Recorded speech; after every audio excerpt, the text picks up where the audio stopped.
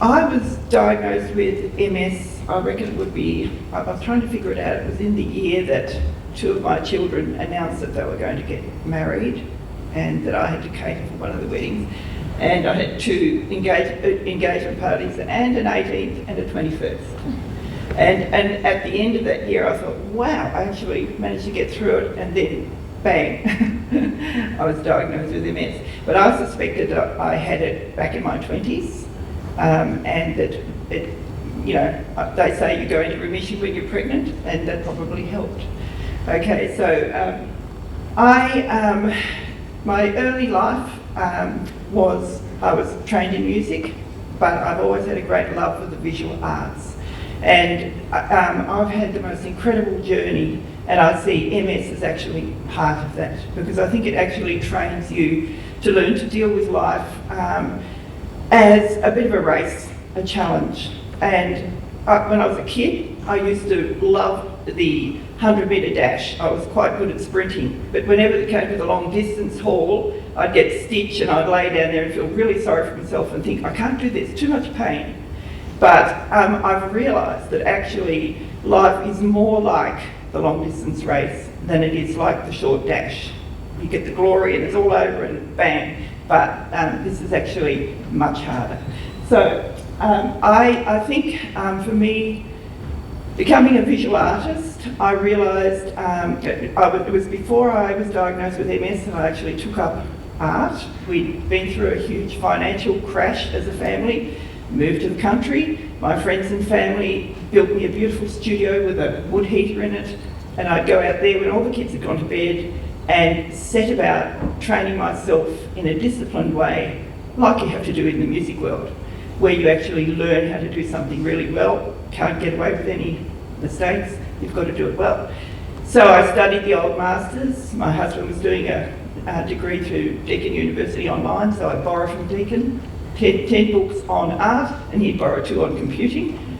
So I studied the whole history of art and its application to me as a painter. And so also, I think I realised I was actually not so much interested in creating gorgeous paintings that go with your couch. You know, they're a designer piece. I wanted to create paintings that said something about my life and about generally the human condition, the human experience.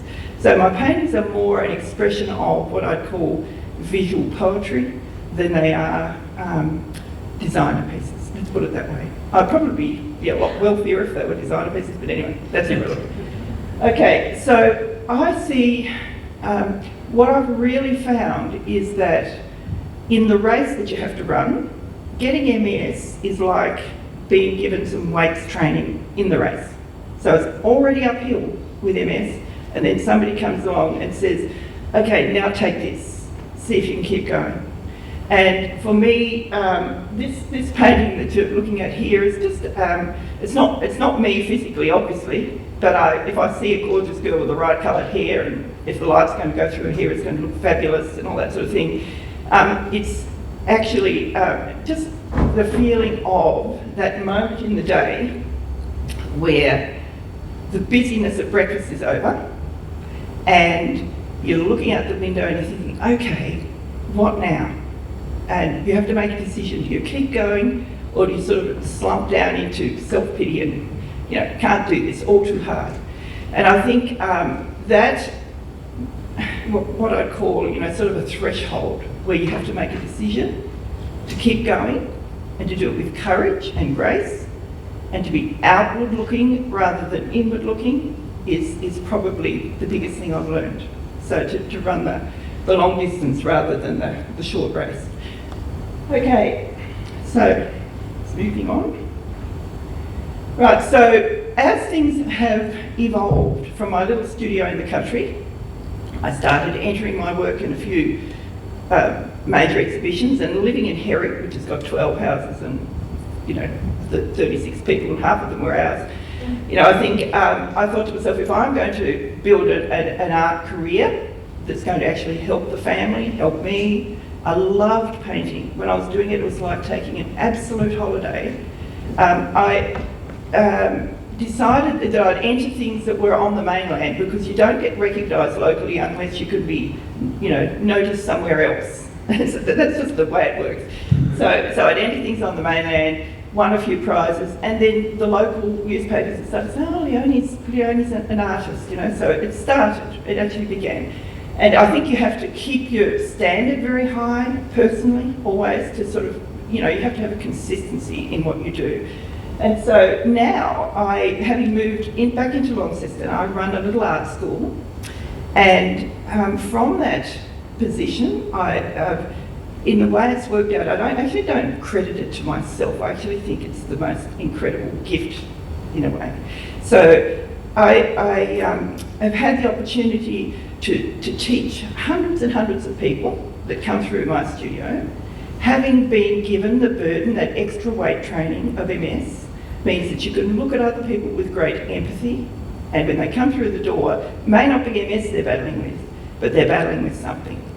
And that when they start painting, you encourage them, get them on the journey, they're doing something very positive, you give them the hope, yes, you can be a painter, it's just a skill, you can learn it, okay? To actually be able to really communicate ideas requires the person, not so much the skill, okay? So you actually have to really commit to communicating something worthwhile.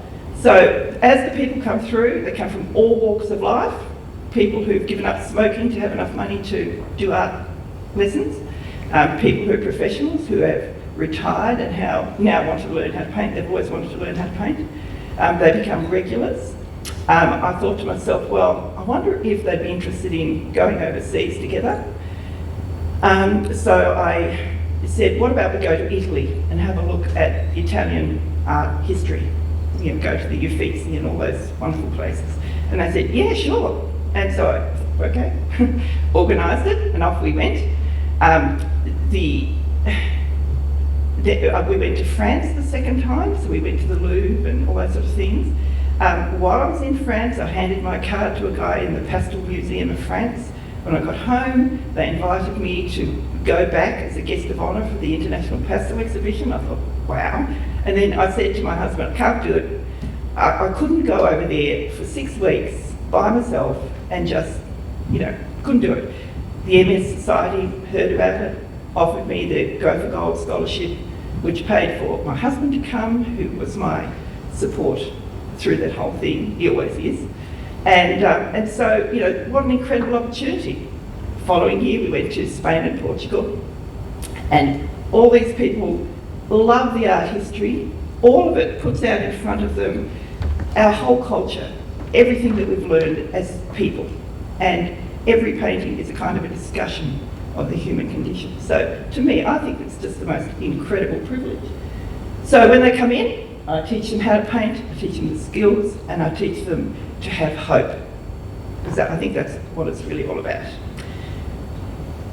So when I'm in my studio by myself, I really value alone time. I love the community that's created by the art. I bring in tutors from all over the world and they run workshops in my studio. I facilitate others with teaching, but I love the time by myself because this is where my experience as a person can be actually translated into some sort of visual poetry, is how I'd call it. Okay, so I'm always trying to think, what am I feeling now? Sometimes it's anger, Wow, my best paintings are done when I'm really mad, okay? And sometimes it's, okay, just that feeling of, like I was saying, at a crossroads, do you keep going or do you give up? And so for me, art is therapy. It's actually the way I deal with life. Art is capable of saying things that are unspeakable, okay? So that, to me, is really important, just to get that across. So, these are a couple of my paintings. I've only chosen a couple, but the one on the right was a finalist in the Glover a few years back, and the Glover's a landscape prize, so I always think to myself, well, you have to think outside the box. I'll put the washing on the line. And I called the painting Horizon Line because I just wanted to say that, you're looking out You know, there's a history there. I put some smoke on the distant hills. This is down at Falmouth. There's a history there of the original Palawa people, you know, sort of being on the coast, running their families, living an ordinary life. And then you have me with my family, and you know, I don't think I'm a great washerwoman actually, but I love the look of fresh washing on the line and the smell and the resonance of the light of it. And so it's about from inside me more than it is the landscape, okay? So, and the painting on the left is two of my granddaughters, beautiful identical twin girls. They've been through some big things, and it was for me to deal with it, and also for them to have something that acknowledged the pain they'd been through. And I called the painting Divided We Stand, you know, and so, you know, to the whole business of art, I actually think for people to take up something creative, something really positive to do, is going to be the best thing you can do, because you have to keep going. You know, if you stop, you actually just fall into a bog of self-pity, which creates more of the same. So you actually have to keep pressing on, and art is one of the best ways that I have found to do that. So thank you.